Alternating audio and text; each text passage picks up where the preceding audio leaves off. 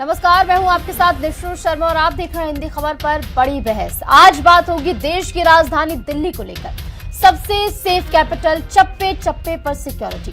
ये सब बातें सिर्फ कागजी फाइलों में ही दर्ज हैं। असल में तो दिल्ली क्राइम कैपिटल बनती जा रही है। रेप, मर्डर, किडनैपिंग और चेन स्नैचिंग जैसी संगीन वारदातों से दिल्ली अनसेफ होती जा रही है।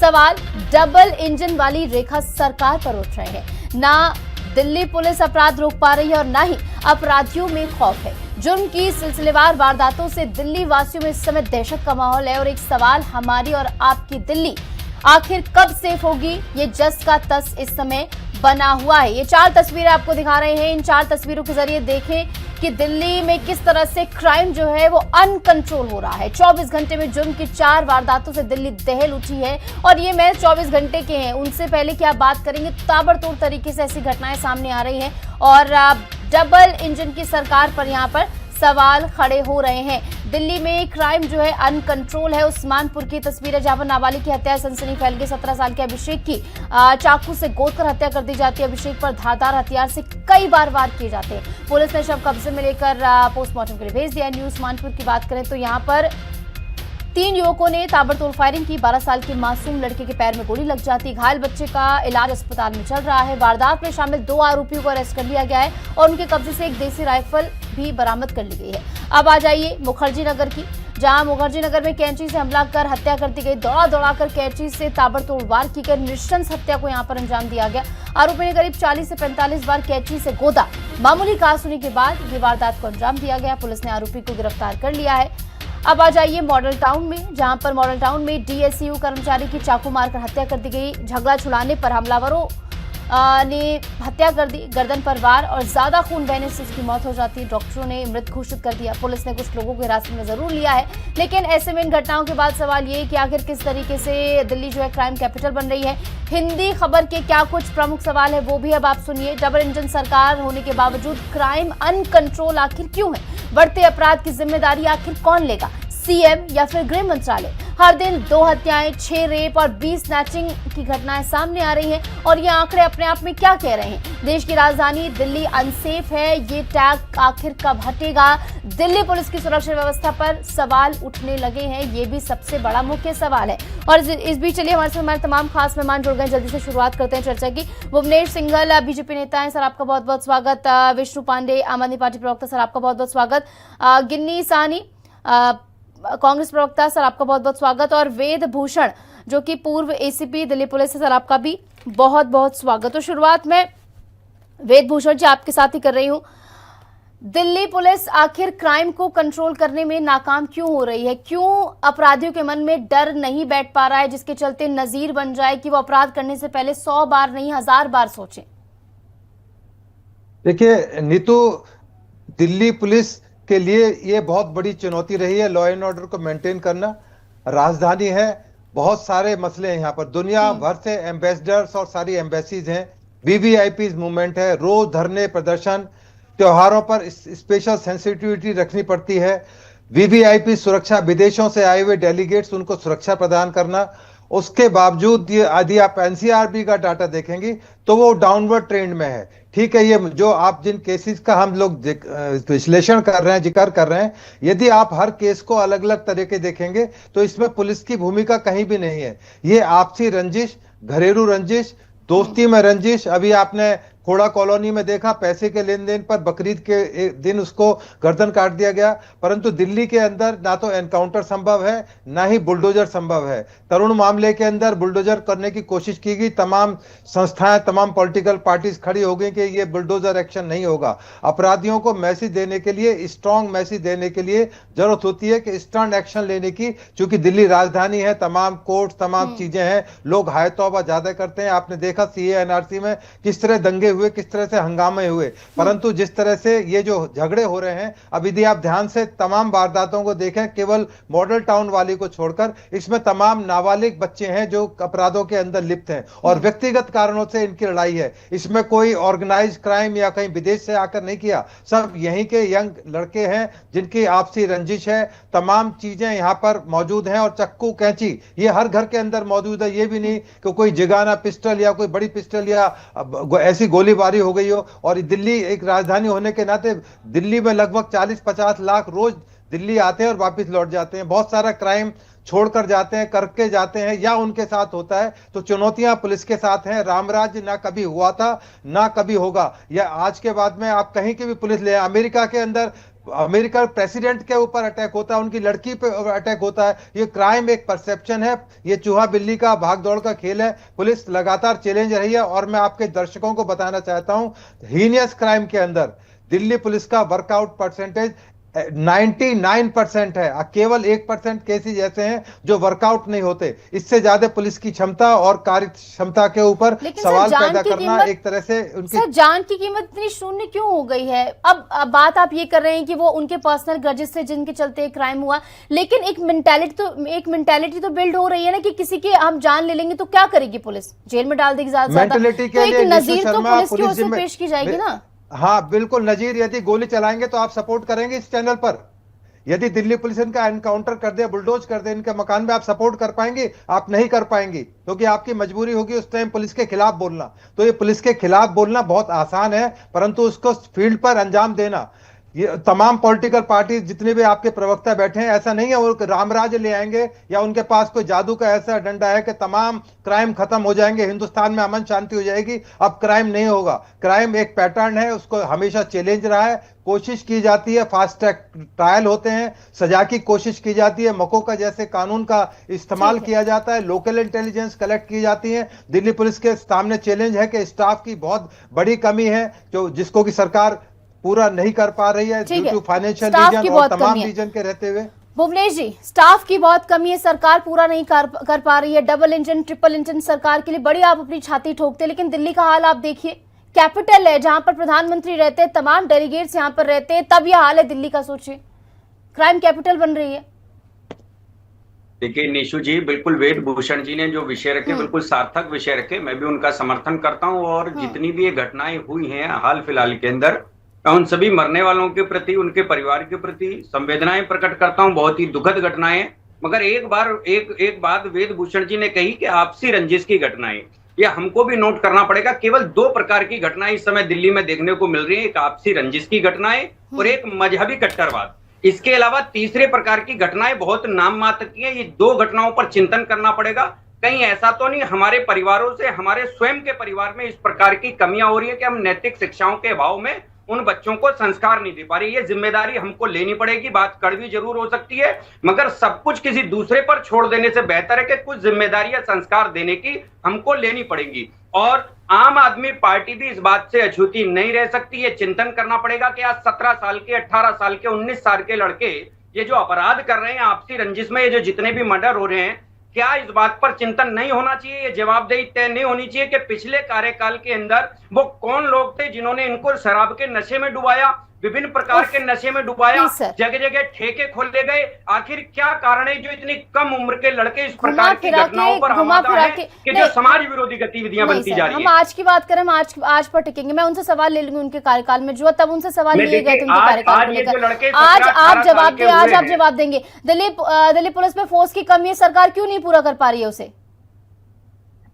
नहीं, बिल्कुल जहां जहां आवश्यकता होगी कमिश्नर साहब, जहां जहां जो डिमांड्स करते रहे हैं वो पूरी कर दी जा रही है। और आज भी देखिए, दिल्ली पुलिस का मुख्यालय दिल्ली में सबसे बेहतर है, सबसे अधिक अत्याधुनिक है। और आज भी दिल्ली पुलिस का क्विक रिस्पॉन्स टाइम देखेंगे तो पूरे देश में सबसे बेहतर है। दिल्ली पुलिस की इस बात के लिए प्रशंसा भी की जानी चाहिए कि दिल्ली की पुलिस, चाहे वो उमर हो, आपने देखा होगा उमर केस में किस प्रकार से बम विस्फोट हुआ और तत्काल पूरे देश से अपराधियों के तार को जोड़कर उसको गिरफ्तार कर लिया गया। तो दिल्ली पुलिस पर इस प्रकार के ये कह देना कि संसाधनों की कमी है, मुझे लगता है ठीक नहीं है। जहां जब भी दिल्ली पुलिस जो मांग करती है, ये सरकारों से, इस बात का आंसर दीजिए। भुवनेश जी कह रहे हैं जहां जहां जरूरत पड़ती है हम तो वहां पर भिजवाते हैं, तो दिक्कत कहां आ रही है?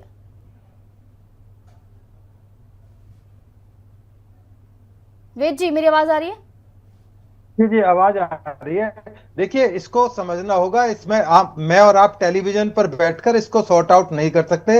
ये ऐसा मसला है, ये ट्रेनिंग से जुड़ा हुआ मसला है, पैसे से जुड़ा हुआ मसला है। ये जो लेटेस्ट जो टेक्नोलॉजी आ रही है, जैसे फेस रिकॉग्निशन सिस्टम है, सीसीटीवी हैं, बहुत सारे इश्यूज इससे जुड़े हुए हैं। सरकार के सामने चुनौती है कि कैसे इन तमाम चीजों को कॉप अप किया जाए। केवल टेलीविजन पर बैठकर हम डिसाइड नहीं कर सकते तो कितनी फोर्स चाहिए। जिस हिसाब से पॉपुलेशन का दबाव दिल्ली के अंदर बढ़ा है, पूरे हिंदुस्तान से लोग आकर यहाँ सेटल होना चाहते हैं, रहना चाहते हैं और तमाम फैसिलिटी अवेल करना चाहते हैं, तो एक पुलिस के लिए चैलेंज है, सरकार के लिए भी चैलेंज है, फाइनेंस मिनिस्ट्री के लिए चैलेंज है, गृह मंत्रालय के लिए चैलेंज है कि कैसे ये जो शॉर्ट कमिंग्स हैं इनको पूरा किया जाए। रिसोर्सेज की जरूरत है। हालात जिस तरह से ग्लोबल एक डाउनवर्ड ट्रेंड देखा जा रहा है, बिजनेस कारोबार बिल्कुल ठप पड़े हुए हैं, इसके लिए सरकार जिम्मेदार नहीं है, भारत जिम्मेदार नहीं है, इसके लिए वैश्विक लेवल पर जिम्मेदारियां हैं। तो केवल इसको हम लोग टेलीविजन पर डिसाइड कर दें कि गृह मंत्रालय की कमी है, पैसे की कमी है, तो ये पूरा नहीं किया जा सकता। ये इसके लिए समय लगता है, टाइम लगता है और इंतजार करना पड़ता है। ठीक है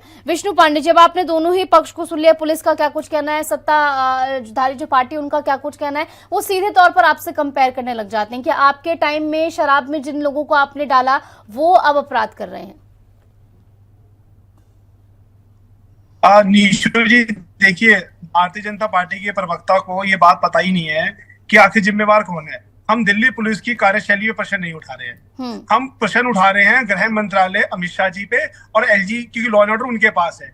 ये बात जैसे अभी वेद जी ने बताई कि दिल्ली में तकरीबन 92,000 फोर्स सेंक्शन है कि 92,000 वर्कफोर्स होनी चाहिए, इस टाइम में 82,500 है, मतलब मोटा मोटा 10,000 फोर्स तो कम है। दिल्ली पुलिस की रीढ़ की जो हड्डी होती है वो होती है कांस्टेबल्स, 4,500 के आसपास पोजीशंस खाली है उनकी। ठीक है, तो अब आप एक चीज सोचिए, जब वर्कफोर्स ही नहीं होगी, 326 में से 125 एसीपी नहीं है, ठीक है, जो ग्राउंड पे काम करते हैं।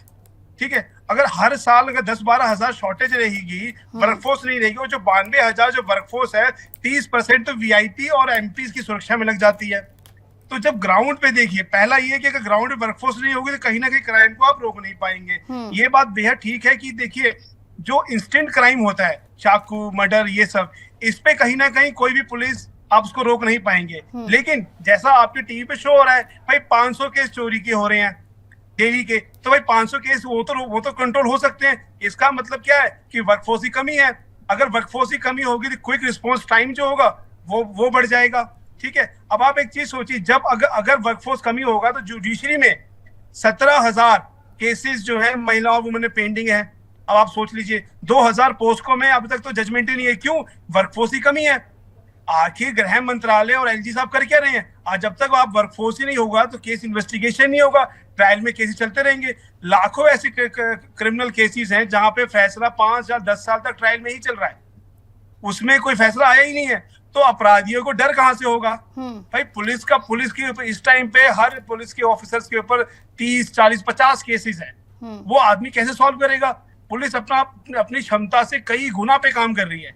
लेकिन जो है, अमित शाह जी को ईडी की चिंता है, क्योंकि ईडी की 60% वर्कफोर्स बढ़ा दी है, अभी पिछले हफ्ते ऑर्डर दिया है। लेकिन दिल्ली पुलिस में पूरे भारत में 19 महानगरों को उठा लीजिए, सिटीज को, मेट्रो सिटीज को, नंबर 1 पे वुमेन और बच्चों में क्राइम पे आ चुकी है। 30% सबसे ज्यादा क्राइम होते हैं। तो पॉपुलेशन के बेस में गृह मंत्रालय को और एलजी साहब को जिम्मेवारी लेनी पड़ेगी कि वहां पे वर्कफोर्स बढ़ाई जाए। भाई जब ईडी की 60% जब आप बढ़ा सकते हो, क्योंकि आपको चुनाव जीतना है, लेकिन आप लोगों का क्राइम कंट्रोल करने के लिए, चोरी कंट्रोल करने के लिए, जुडिशरी में फैसला जल्दी हो जाए, इन्वेस्टिगेशन करने के लिए आप वर्कफोर्स क्यों नहीं बढ़ा रहे हो? ठीक है, और ये बड़े मुख्य सवाल है। गिन्नी जी, अब आप क्या कहेंगे करंट सिचुएशन पर? देखिए, दिल्ली में पुलिस भी बढ़िया काम कर रही है, बस वर्कफोर्स की कमी जो कहा जा रहा है, लेकिन इसके बावजूद स्थिति ऐसी आखिर क्यों है? सबसे बड़ी बात तो ये है कि आधे मुकदमे तो थाने तक पहुंचते नहीं है। अभी जो आपने बोला कि इतने बलात्कार हो रहे हैं, इतने अपराध हो रहे हैं, चेन स्नैचिंग हो रही है, मर्डर हो रहे हैं, कितने मुद्दे तो ऐसे होते हैं तो थाने से बाहर ही सुलझ जाते हैं। कई तो ऐसे होते हैं कि जिनमें नेताओं की एक ऐसी भूमिका होती है कि थाने में जाकर के भी अपने बंदे छुड़ा के ले रहे। पुलिस क्या करेगी? पुलिस के हाथ तो बंदे है ना, पुलिस एक सरकारी मुलाजिम है मैडम। आज नेताओं की भूमिका सबसे ज्यादा प्रेजेंट टीम पे खड़ी होती है। आज कितने ऐसे मुद्दे हैं जिनमें बीजेपी के नेता सपोर्ट कर देते हैं, कितने ऐसे मुद्दे हैं जिनके अंदर दूसरे नेता सपोर्ट कर देते हैं। तो जब देश की राजनीति ही जुर्म को बढ़ावा देगी तो देश के अंदर ऐसे मुकदमे, जो ऐसी चीजें होंगी, वारदातें, वो कैसे रुकेंगी? और दूसरी बात मैडम, सीसीटीवी की बहुत ज्यादा कमी है। तीसरी बात, समाज की अपनी भूमिका होती है क्राइम को रोकने में, पर हम देखते हैं कई जगह ऐसी कि कई अपराध रुक सकते हैं पर समाज खड़ा तमाशबीन बना देखता रहता है, समाज उसे रोकने की हिम्मत नहीं करता। तो समाज की भी अपनी एक भूमिका होती है। मैडम, क्राइम कभी भी अकेली पुलिस नहीं रोक सकती। क्राइम को रोकने के लिए एक नैतिक शिक्षा होती है। एक नैतिक शिक्षा आज घर के बच्चे, सबसे बड़ा सवाल ये होता है 15-15 साल के बच्चे, 14-14 साल के बच्चे, चाहे वो किसी मजहब के हो किसी धर्म के हो, उनके हाथ में छुरा कहां से आया, उनके पास चलाने की हिम्मत कहां से आई। भाई हमारा बच्चा तो अगर आज की डेट में कोई 10 साल का खून देख ले तो वो खून की उल्टियां कर देगा, भाई मैंने क्या देख लिया। तो ये इतनी बड़ी जो हिम्मत मिलती है बच्चों को मर्डर करने की, वो हिम्मत कहां से मिल रही है। परिवार की अपनी कमी है, समाज की अपनी कमी है। पुलिस अपनी भूमिका बहुत अच्छी निभाती है, पर अगर पुलिस की भूमिका में कहीं प्रश्न चिन्ह लगता है तो उसकी वजह है राजनीति, क्योंकि राजनीति रोकती है पुलिस को। और ये हमने अपनी आंखों से देखा है कि कोई अगर अरेस्ट हो जाए तो पुलिस को पास फोन आता है नेताओं का, अरे हमारा आदमी है इसको छोड़ दो। तो ऐसे जब हमारे देश के अंदर नेता किसी मुजरिमों को छुड़ाएंगे तो हौसले बढ़ेंगे। अभी दिल्ली के अंदर आपने देखा जनकपुरी में स्कूल के अंदर 3 साल की बच्ची का बलात्कार होता है मैडम, 2 मई को बलात्कार होता है, 7 मई को द्वारका कोर्ट से जमानत हो जाती है। तो आप ये बताओ हमारे देश में संविधान क्या है, मजाक हो गया ना। मतलब एक 3 साल की बच्ची पहले दिन स्कूल जाती है और स्कूल का 57 साल का केयर टेकर उस बच्ची का बलात्कार करता है, और आप ये देखो कि 7 तारीख को द्वारका कोर्ट से उसे जमानत मिल जाती है। मतलब देश में बलात्कार बच्ची का हो रहा है और जमानत मिल रही है, तो किसके हौसले बुलंद नहीं होंगे। मर्डर करने वाले चौथे दिन 5वें दिन कई बार जमानत देके बाहर आ जाते हैं, कई बार साल 2 साल बाद आ जाते हैं। तो हमारे देश में फास्ट ट्रैक मुकदमे होने चाहिए, कोर्ट कचहरियों को अपनी भूमिका निभानी चाहिए। संविधान में अगर कठोर नियम करके बदलाव करने की जरूरत है तो बिल्कुल बदलाव करो। अगर संविधान को लगता है कि भैया संविधान की वजह से कई लोगों को छूट मिल रही है तो संविधान में बदलाव करना चाहिए और बिल्कुल कठोर करो। पर एक धर्म के हिसाब से अगर बातें उठी, जैसे बीजेपी प्रवक्ता ने बोला कि मजहबी लोग कर रहे हैं, मैडम दिल्ली के अंदर जिस दिन तरुण की हत्या हुई ना उसको मीडिया ने उठाया, और दिल्ली में उसी दिन 3 लोगों की और हत्या हुई उसको मीडिया ने नहीं उठाया। क्यों? क्योंकि वहां मारने वाले हिंदू को हिंदू थे। मतलब आज हमारे देश के अंदर ये मेंटेलिटी लोगों की बन चुकी है, हिंदू को हिंदू मारे तो कोई मुद्दा नहीं बनता, मुसलमान को मुसलमान मारे तो भी कोई मुद्दा नहीं बनता। अगर हिंदू को मुसलमान मारे या मुसलमान को हिंदू मारे तो मुद्दा बनता है, लोगों को मसाला मिलता है। और कुछ आज ये जितनी भी हत्याओं पर आप बात कर रहे हैं इनमें से कौन सी मुसलमानों ने मारी है? आज जो टीवी डिबेट्स हो रही है आप और हम यहाँ पर चर्चा करने के लिए बैठे हैं, इनमें से कौन सी मुस्लिमों की घटना है? आप एक प्रकार के आरोप बिल्कुल गलत लगा रहे हैं। ऐसा नहीं है इस दिल्ली के अंदर। आप बिल्कुल नहीं, इस तरह की बातें न कीजिए कि मुसलमान मारेगा तो मुसलमान ही इस देश में यदि ज्यादा मार रहा है तो वो ज्यादा घटनाएं सामने आएंगी। आप इस प्रकार की बातें न कीजिए, मेरा निवेदन है। ठीक है, और ये विषय बहुत ज्यादा गंभीर है कि इस पर हम बात करने से बजाय इसको इम्प्लीमेंट ज्यादा बेहतर तरीके से किया जाए। बहुत बहुत शुक्रिया आप सभी जुड़े, समय की थोड़ी कमी, हम यहीं पर इसका अंत करें। बहुत बहुत शुक्रिया आप सभी जुड़े एक बार फिर से, और इस मसले पर आपने चर्चा में हिस्सा लिया। तो कुल मिलाकर दिल्ली क्राइम कैपिटल बनती हुई नजर आ रही, क्योंकि जिस तरीके से क्राइम ग्राफ जो है दिल्ली का बढ़ रहा है, एक के बाद एक इस तरीके की घटनाएं सामने आ रही, वो दिल्ली की कानून व्यवस्था पर कई गंभीर सवाल खड़े करती है। ऐसे में देखना होगा आने वाले समय में किस तरीके से इस पर नकेल कसी जाती है, लगाम इस पर लगाई जाती है। इसी के साथ हमारे इस खास चर्चा में आप देखते रहे हिंदी खबर। नमस्कार।